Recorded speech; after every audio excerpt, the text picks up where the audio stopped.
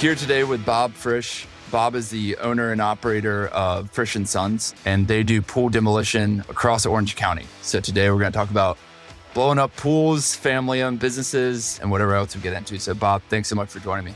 Thanks for having me. I'm excited. Your business was founded by your dad, if I remember correctly, in the 90s. And fast forward, 30 years or so, and you're at the helm, taking it to the next generation. Mind sharing a little bit of the backstory of how your dad got into pool demolition? Yeah, man. So he actually worked on the freeways out here in California. We make the joke that's how old he is, but it wasn't until, I want to say 93, 94. It was before he actually started the business. Somebody asked him to see if he could try to remove a swimming pool at a residential property. It was something that was kind of unheard of because back in the 70s, 80s, and 90s in Southern California, swimming pools were like the thing. You never want to get rid of one. You just want to put them in. Right. So he called into the local county office and was like, "Hey, do you guys have any ideas? Anybody ever done this before?" So I don't know if he's the one that created the problem of permits for these types of projects or not, but so I guess my anger for permitting pool demos kind of stems back from that a little bit. But word just kind of got around, and from 1 year it went from 1 to 5 to 10, and then now we're pushing close to 250 pools and spas a year, which is pretty wild. So, yeah, that is wild. What is the typical need or cause of wanting to get rid of a pool? Did you buy a home and there's a pool there that you don't want anymore? Or are you replacing it with a better pool? I think through the years, that's been the biggest reason that we hear people in California, especially Southern California, backyards are tiny. That's one of the biggest issues that people face. Spending a ton of money on these big, beautiful homes with no lot size. And people want to take back the space that they have. Right now, I think the biggest thing that we're seeing the shift in people is that there's a big kick for ADUs, so like the accessory dwelling units in California for all the housing. So a lot of people are actually removing the swimming pools entirely to try to get it prepped and ready for an ADU to be built. Sure. And how was it growing up around the business? Oh man, I didn't have a choice. I always had a job. I'm incredibly thankful for it now. I don't think any kid understands the sacrifices or the hard work that either parent puts in. And all I ever saw is how many hours my dad worked. He worked his tail off. He really laid a foundation for what we do now. And but in the summers, from even as young as 10 all the way up until graduating high school, it was in the mornings, waking up early to go water down the equipment yard, to fuel up the machines, to grease everything up, get it ready to be loaded on the trailer and to head out to, actually helping on site when he needed extra help. And now I can look forward to that with my own kids, hopefully one day. But yeah, family business is not always the easiest. There's no boundaries. So trying to balance that with being forced and told what to do in those early mornings was difficult. Sure. And a couple years back, you actually bought your dad out with your brother, if I remember correctly. Mm-hmm. Was that after you had graduated, you immediately went down kind of the acquisition road, or had you spent some years away from the business before doing that? Yeah, so a lot of people don't know this. I went to school, went to college, both my brother and I did. My brother came immediately back after college. I spent some time thinking I wanted to be a firefighter. So when I found my way back to business, I realized there was something that I wanted to do long term, and it wasn't the typical acquisition. Our dad didn't charge us any interest. We've been making payments for since 2016. So it just was recently when we paid it off. And when my brother left, it wasn't the traditional acquisition or sell either, or typical buyout. It was more so, hey, what equipment do you want? Are we good? Kind of deal. Yeah. Because he wanted to step back. He wanted to slow down. I had this different vision for what I wanted us to try to be here. And it worked. And not every family business, I think, can work in that smooth of a sense. But I think it just was the perfect storm. My dad being ready for retirement, my brother looking to try to do something else on his own, and for me to try to step in and do something bigger than I think that we were doing at the time. Sure. And if I remember, you still have one family member involved in addition to yourself, right? My boss, it's my mom. Yeah, she still answers the phones. Yeah, Tracy. Yeah, no, she's great. She, it's funny because whenever somebody calls to schedule an estimate, she'll work part time in the mornings, and she does all my scheduling in terms of my visits for bids or stops like each from day to day. And people are always like, I want to talk to Bobby. It's like, you can talk to Tracy. Tracy knows more about it than I do at times, but she's been doing it longer. She's so good at what she does. And I'm not just saying that because she's my mom and she might smack me, but she's been around it for forever. She had to deal with my dad, and she dealt with all three of us. And she knows the ins and outs and what the cities want, what we do and how we do it well. And it goes so far in us being successful, just having somebody on the phone and being able to communicate with clients. That's awesome.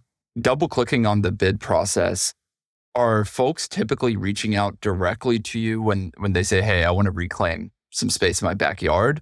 Or are they putting out some type of, request for proposal to some other general contractor who's then bringing y'all in? How does that work? We made the decision a few years ago to stop working for general contractors. We found better success just going straight to the homeowners. We really invested in some online SEO and Google Business Profile and really ramping up those reviews and being found. And we've been fortunate the last few years being able to allow them to come to us and taking advantage of that.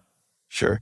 And so a customer reaches out. I saw on your site, you have 3 different types of jobs from a high level, demolition, backfill, and removal. What is the rough breakdown between those 3? And do you mind kind of walking me through the process once you show up on site? Yeah. So showing up on an estimate, it depends on which city that they're in. Every city has a different requirement in terms of the amount of demolition, what you need to do with the disposal, what their backfill requirements are, their soil compaction testing. But so they have like their factored costs in the sense of what the city wants to be able to make sure that you can complete the job to their standard.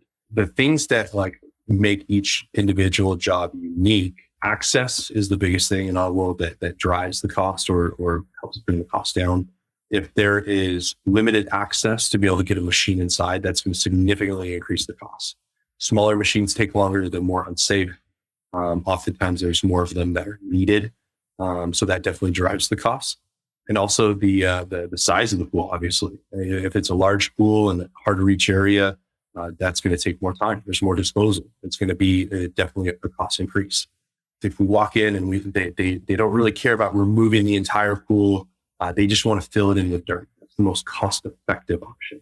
It's called the backfill only. It's like the first level of pool demos. They just want to get rid of it. They don't want to deal with it. They don't really care what goes on top of it. That's usually the most cost-effective. It's about $7,500. Takes us just, about 3 days to do. And it's a pretty straightforward process. The step above that is called the partial demolition. The partial demolition is where the bottom half of the swimming pool actually stays in the ground. It can be used for any kind of landscape and hardscape, anything that's non-structural. So when we get to the bidding process, obviously we account for the additional demolition, the additional time that it's going to take to be able to not only remove the top portion of the swimming pool or the spa all the way around, but also to dispose of that appropriately and to get it off site. And then the most expensive option is the complete removal. Usually only about 5, maybe up to about 8% of clients actually go the full removal route. It's not always recommended, even if they do want to do it, just because of the unique landscapes and elevational differences of the cities and where we work. A lot of times you can't remove a pool safely. And we were very upfront with people. We like the difficult challenges of certain projects, but oftentimes you just can't do it well enough. You can't do it safe enough, so it's not recommended. But those complete removals are typically either for an ADU, if someone's going to build a structure or an addition to their house, or even if they're going to put a brand new swimming pool back in just a different shape or size, because that happens a lot more often than people would think. So those are kind of the 3 different tiers. Sure.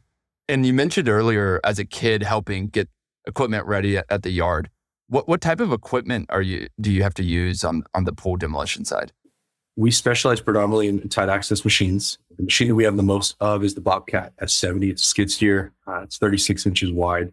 I believe it's the smallest. I've not seen anything smaller. Smallest piece of heavy equipment that can be utilized. Oh, wow. That is probably on 90% of our projects because it fits everywhere. My personal favorite, or the one that I think is the most reliable and durable for what we do, is the Kubota U17. It's a mini excavator. It comes with a full setup with a breaker attachment. It can reach those hard to get to places. It has a lot more strength and durability than the S70s have. And it just, I think, shreds pools. It's been an absolute game changer for us over the years to be able to utilize. And how much does a unit run you? We just bought a U17 last week. The machine with the quick coupler system and the breaker attachment was about $42,000 for this particular one. Yeah, it's not fun, but it's. Yeah. I mean, it's already since we got it on site last Thursday. It's already been part of 2 different projects. I mean, it's a no brainer. It's a no brainer. That's really cool. What do the typical margins look like on just a bread and butter demo project? Yeah, so we're seeing right around, I want to say about 24 to 26% in terms of like profit after expenses. Okay. We were a bit lower in years past. Something that we invested in last year that we're finally starting to see come full circle and really show additional profits is when we invest in a concrete crusher to be able to recycle our own debris from these pools. Because disposal costs were killing us year over year. Not really killing us. I mean, we're still making our money, but I mean, $250,000 a year was going just to hauling and disposal fees. So we invested pretty heavily into a mobile concrete crusher. We can take everything back to our cleaning yard. We break it down to 3/4 inch minus. We can reuse it on our install projects, and we don't have $600-700 per dump truck fee just to get rid of 10 yards. So we probably were able to increase it quite a bit. I don't know the exact percentage from like then till now. Sure. I just feel like we've had a lot more flexibility since then to be able to really invest more in upgrading equipment and being able to make those changes that we've been wanting to make, where we were like, yeah, we got the money to do it, but should we do it now? Where now I feel like we've had the flexibility since incorporating it where we can see the profits actually coming back to us. Sure. But yeah, it's going well. How'd you come up with that idea? That's pretty sharp. Oh, it took me 8 years to finally pull the trigger on it. I wanted to do it way back when. I've never been more impressed with a piece of equipment. I was going back and forth. It was a pretty hefty purchase for us. It was close to $100,000. And wow. I just didn't know if it was going to be some piece of crap that didn't actually work. And just feel like an idiot and waste a ton of money. And then when it got here, I had like a panic attack that I was still dead wrong and started using it. I was just like, this is the coolest thing. I don't know why we didn't do this years ago.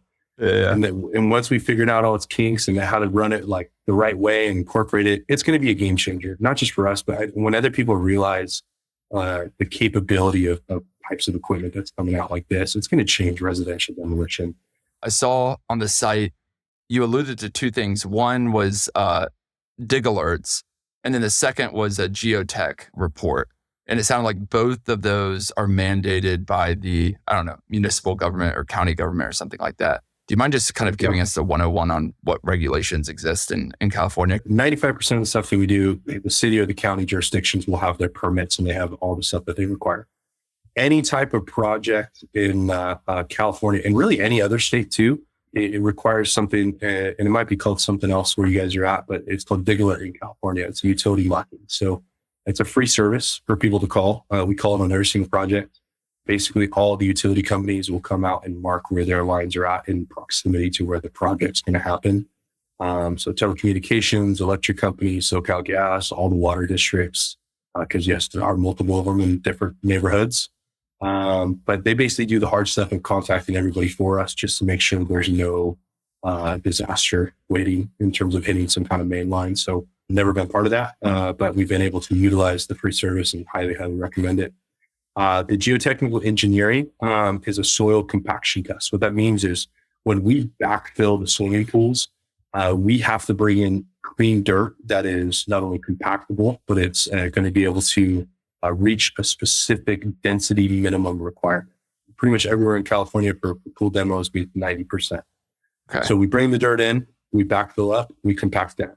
Backfill up, compact down, backfill up, and compact down.